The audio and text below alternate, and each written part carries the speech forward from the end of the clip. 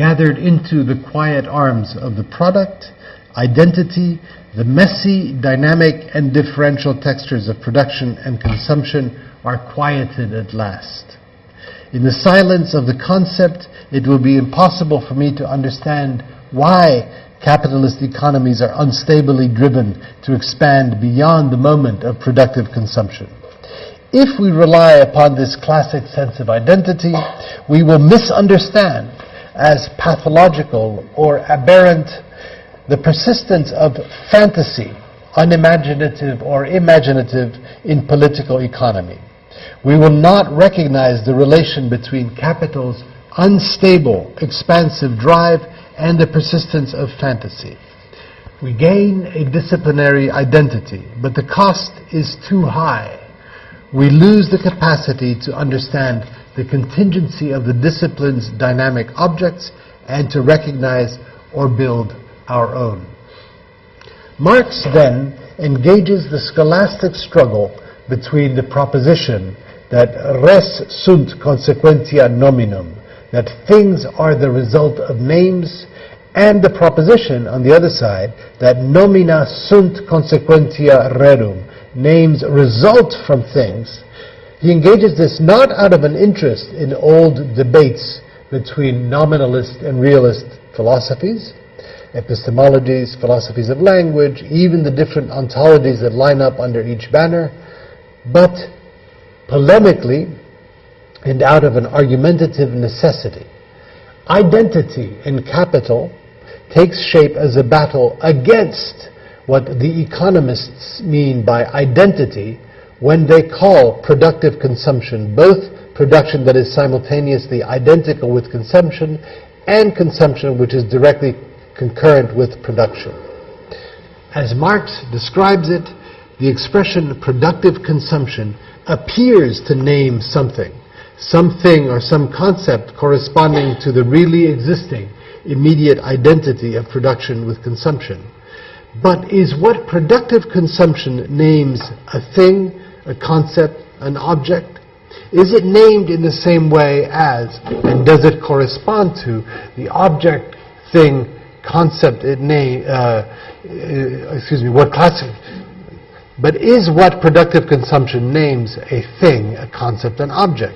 Is it named in the same way as, and does it correspond to the object, thing, concept it names in the same way as what classical economics calls production and consumption? Marx's point of entry into these questions is first philological, even grammatical. The word identity, identität, works as a noun and as a verb form, a functional term, as we have said. But his argument quickly takes a specifically philosophical shape. The ghostly battle between nominalist and realist ontologies is joined again. Translated by Marx across a number of registers, this battle forms the conceptual core of Capital's critique of classical economics. Res sunt consequentia nominum, in Latin. Things are the result of names, or nomina sunt consequentia rerum, names result from things. Note the asymmetries in the way that Marx rephrases the scholastic conundrum. The economists, he writes, call, the verb is nennen, productive consumption, both production that is simultaneously identical with consumption and consumption which is directly concurrent with production. The identity of production and consumption amounts to Spinoza's proposition, determinatio est negatio. We expect from Marx a balanced phrase to match the symmetry of the identity propositions production is consumption and consumption is production, or determinatio est negatio. Instead, we find this. I'm reading to you in German. Die Produktion als unmittelbar ist identisch mit der Konsumption. Die Konsumption als unmittelbar zusammenfallend mit der Produktion. Right? So there's a difference between the two ways Marx expresses this apparently symmetrical relation between consumption and production. The English translation, I don't know if the Chinese captured this, the English translation makes absolutely symmetrical something which in Marx is not symmetrical. And the asymmetry is the crucial place here. Are the expressions identical with and concurrent with zusammenfallend identical? Are they synonymous? Surely not. Only Marx's modifier, the word unmittelbar, is identical in the two phrases. The German word zusammenfallend introduces the complicated modal expression fallen, which means approximately to occur at once in time, this time or a time, a now, to collapse, to coincide, to fall or befall, to fall together, to fall someplace, to call this place here. Falls in German or in English occur. They are marks of contingency, of accident, of facticity. They are marks of the irreducible indexicality of names. A fall is the trace of the event of naming, nennen in the name or the noun, Name. Falls are ineffaceable marks of here and now, hic et nunc in Latin. A fall, inasmuch as it collects all of these elements, facticity, here and nowness, suddenness, contingency, accidentality, sudden descent, downturn. A fall is then always related to the catastrophe. Statements about what befalls, then, about the catastrophe, are not of the same order as statements of identity like production is consumption or determinatio est negatio. The conceptual object they name is not the same, and they do not name in the same way. One might be tempted to assert that the difference in the name or in the proposition regarding the name is here the consequence of a difference internal to the thing it names, consequentia rerum. There is something about the thing named productive consumption that splits its naming into an assertion, an assertoric, and a modal shape, into identity or logical necessity on one hand, and coincidence or befalling on the other hand, into rigid designation for all possible worlds and indexical signing. But we would be on equally good or equally shaky ground if we argued that the name productive consumption is constitutive of its object. The thing or concept or object that productive consumption names is the consequence of the name. It is brought into being by the primal act of naming, which determines its conceptual outline by bringing together production and consumption and by differentiating the new portmanteau concept from the primitive terms production and consumption. An expression like the primal act of naming, borrowed remotely from Kripke's work Naming and Necessity, or from the Edenic story that lies behind it and behind the unimaginative fantasies on which capital begins, should be understood to name the material disciplinary work of producing, putting into circulation and defending a term. Res sunt consequentia nomen. Things are the result of names. The name productive consumption constitutes, from the material provided by the primitive terms that it joins nominally, an aspectual object, an object als, a thing concept object als, this thing as. How would we decide, on what grounds, with what consequences for what we call our world, whether an object thing concept produces a name or vice versa? How do we decide between res sunt consequentia nominum and nominum sunt consequentia rerum? How do we decide between them? The matter seems arcane indeed when the names are fairly esoteric. For instance, the name productive consumption, when the object thing concept is abstract, and when their relation, the relation between an object thing concept and a name, is undecidable. Classical economics is, without being able to acknowledge it or take account of its consequences, undecidedly both a realist and a nominalist discipline. An undecidable als structure is constitutive of the names, objects, and their relations in classical economics, and this is both the limitation of the discipline and its unacknowledged resource. Capital, however, takes on directly and assumes as the condition of its analysis the related clutch of undecidabilities that weaken classical political economy's understanding of its objects, of the things it treats, of the concept it produces and works on. Realism and or nominalism, an aspectual, indexical als structure and or an assertoric identity proposition. Res sunt consequentia nominum and or nomina sunt consequentia rerum. What these and or tricks designate is not a contradiction. So this will be interesting for your next talk on contradiction. They do not designate a contradiction in the happy sense given the term in the Hegelian tradition. That's very polemical. It's not clear to me that contradictions are happy in Hegel, but they're happier than they are in Marx. What these and/or tricks designate is not a contradiction in the happy sense given the term contradiction in the Hegelian tradition. Marx's concepts, his second-order objects, are defective rather than contradictory. Therein lies their precision, their flexibility, their analytic fruitfulness. They are appearing concepts, mere appearances of concepts, but also names that do the work of concepts.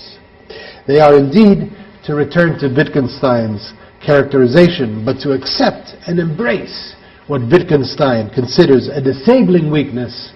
They are Scheinbegriffe, apparent concepts. Conceptual objects like labor, exchange value, use value, commodity. Class terms like proletariat. Functional terms like the verbs to produce and to consume, or the nouns production and consumption. What things, concepts, or objects these terms name, and how they name them, are matters decidable in only the weakest and most ephemeral sense.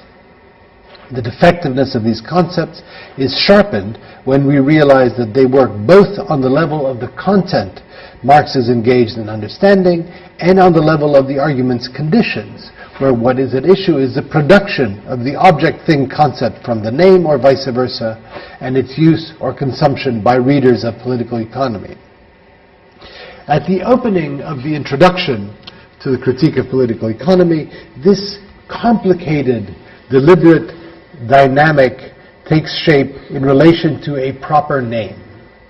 It is as though the entirety of Marx's argument regarding what will come to be called aspectual or indexical naming and rigid designation, between the production of names from the objects they name or vice versa, regarding the possibility of imagining a discipline that falls outside the bounds of narcissism, it is as though all of these take place under the aspect of the German as or under the aspect of Spinoza's famous phrase, or rather the famous phrase attributed famously to Spinoza, determinatio est negatio. Spinoza's Satz, Marx writes, the possessive gives the phrase a local habitation and a name to match it. It is, one might say, bidirectionally indexical, reflexive. Spinoza is constituted by the phrase by Spinoza. Each determines the other. Each represents the other. In this mutual determination, repetition, the repetition of two identical or coincident terms, passes for negation. The concepts of classical political economy, Marx is saying, name things in this way. Capital's concepts, however, will do other work. not representation, but force, or power, or becomingness, dynamis, works then. A labor power from which the common name, the names laborer or worker, producer or consumer, will flow, but which only exists in and as the here and now, the hic et nunc of the laborer's work. The thematic question of decidability, the decidable or undecidable relation between name, concept, and object, hangs on Marx's quite distinctive handling of indexicality.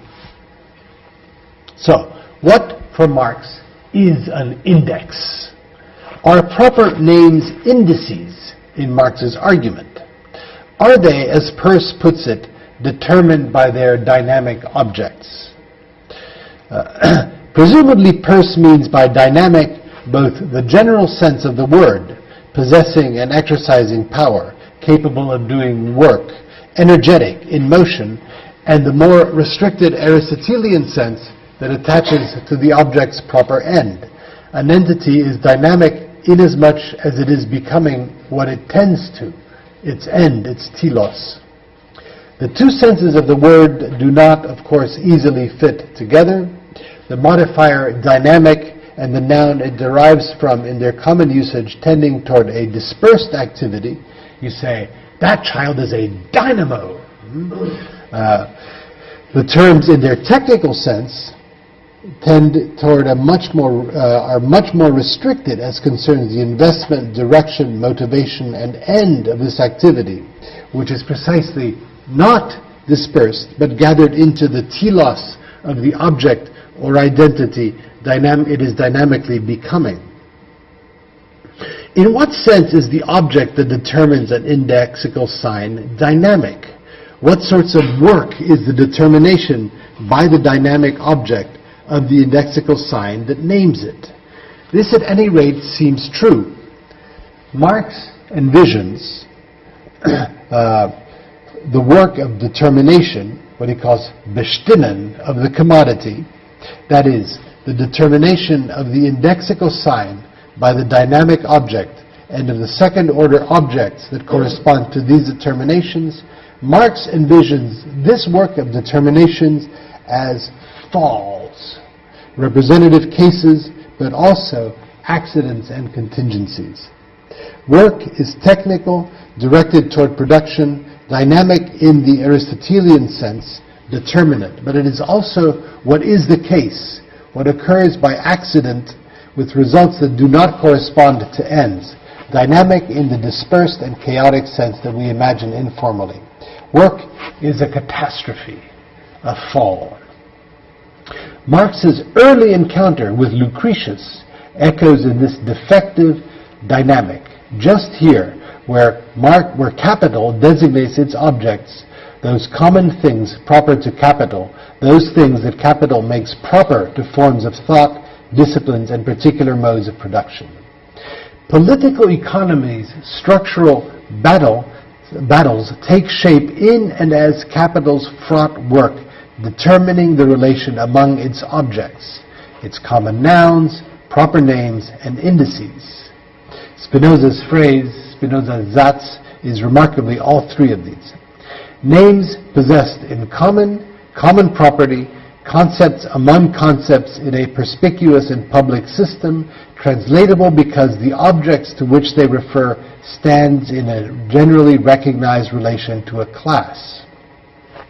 I refer to a mug, a potato, a table, a phrase, virginity, labor, a rose among other roses, conscience, and each one, ever so different from all the other roses, potatoes, virginities, and so on, is like every other one, inasmuch and only inasmuch as each individual that I point to here and now can be converted into an abstract, Marx, the ideal, form.